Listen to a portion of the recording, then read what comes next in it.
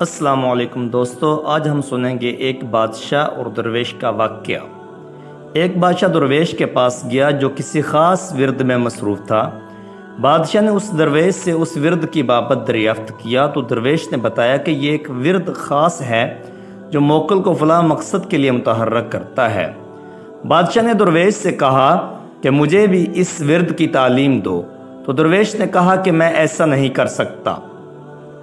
بادشاہ یہ سن کر وہاں سے رخصت ہوا اور کسی اور سے وہی ورد سیکھ کر اس نے اس درویش کو اپنے دربار میں بلایا اور اس کو کہنے لگا کہ میں نے تیرا ورد کسی اور سے سیکھ لیا ہے، لیکن جس موکل کا تو نے ذکر کیا تھا وہ نہ تو حاضر ہوتا ہے اور نہ ہی میرا کوئی کام کرتا ہے۔ اب تو مجھے بتا ایسا کیوں ہے اور اس کا حل کیا ہے، یعنی میں اس ورد کو پڑھنے میں کہاں غلطی کر رہا ہوں، اور اگر تو نے مجھے نہ بتایا تو سزا کے لیے تیار ہو جا۔ درویش یہ بات سن کر مسکرایا اور بادشاہ کے پاس کھڑے ہوئے سپاہی کو حکم دیا کہ وہ بادشاہ کو فوراً گرفتار کر لے۔ سپاہی اور بادشاہ دونوں نے حیرت سے درویش کو دیکھا کہ یہ کیا کہہ رہا ہے، شاید بادشاہ کے خوف سے اس کا دماغ الٹ گیا ہے۔ درویش نے ایک مرتبہ پھر انتہائی سخت لہجے میں سپاہی کو حکم دیا کہ وہ بادشاہ کو گرفتار کر لے، مگر سپاہی اپنی جگہ سے ایک انچ بھی نہ ہلا۔ بادشاہ کی حیرت اب شدید غصے میں بدل چکی تھی۔ بادشاہ نے جلال کے عالم میں اس سپاہی کو حکم دیا کہ اس گستاخ کو فوری گرفتار کر لیا جائے۔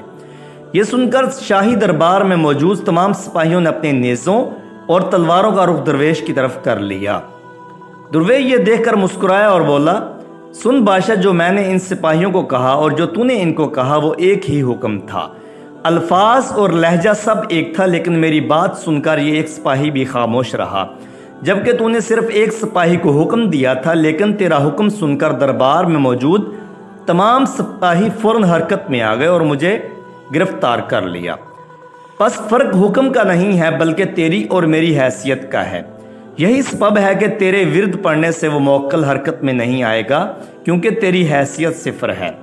سوال یہ نہیں کہ قرآن میں شفا ہے یا نہیں، سوال یہ ہے کہ پڑھنے والا کس کردار کا مالک ہے اور اس کے رسول اللہ سے کس قدر قربت رکھتا ہے۔ کتابوں سے کاپی پیسٹ کر کے اعمال کتابوں یا فیس بک پر نقل کر لینے سے یا الٹی سیدھی ترکیبیں کر کے عمل کے اندر اثر پیدا نہیں ہو سکتا۔ عالم روحانیت میں تشخص نسبت اور قرب سے ہی ممکن ہے۔